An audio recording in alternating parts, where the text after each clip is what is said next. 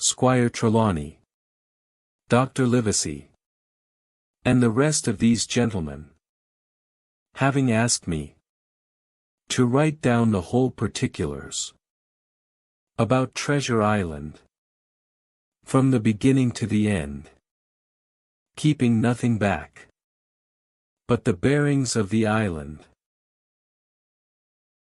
and that only because there is still treasure not yet lifted, I take up my pen in the year of grace 17, and go back to the time when my father kept the Admiral Benbow Inn, and the brown old seaman with the saber cut first took up his lodging under our roof.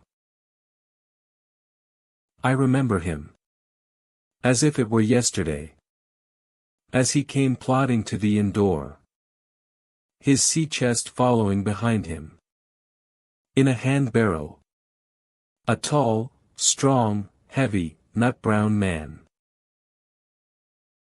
his tarry pigtail falling over the shoulder of his soiled blue coat, his hands ragged and scarred with black, broken nails, and the saber cut across one cheek, a dirty, livid white. I remember him looking round the cove, and whistling to himself as he did so, and then breaking out in that old sea song that he sang so often afterwards. 15 men on the dead man's chest, yo-ho-ho, and a bottle of rum. In the high, old tottering voice that seemed to have been tuned and broken at the capstan bars. Then he rapped on the door with a bit of stick, like a handspike, that he carried, and when my father appeared, called roughly for a glass of rum. This, when it was brought to him, he drank slowly, like a connoisseur, lingering on the taste, and still looking about him, at the cliffs, and up at our signboard. This is a handy cove, says he at length, and a pleasant sitiated grog shop. Much company, mate? My father told him no, very little company, the more was the pity. Well, then, said he, this is the berth for me.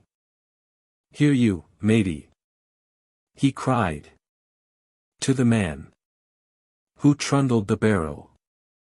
Bring up alongside, and help up my chest.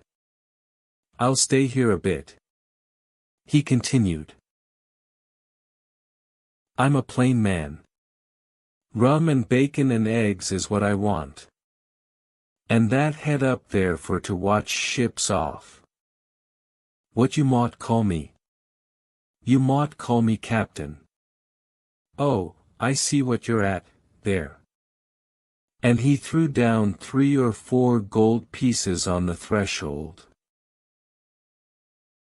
You can tell me, when I've worked through that, says he, looking as fierce as a commander.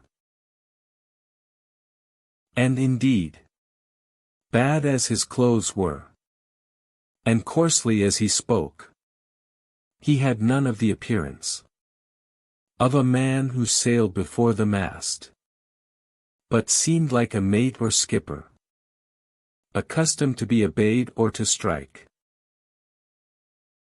The man who came with the barrow told us the mail had set him down the morning before at the Royal George, that he had inquired what inns there were along the coast, and hearing ours well spoken of, I suppose, and described as lonely, had chosen it from the others for his place of residence.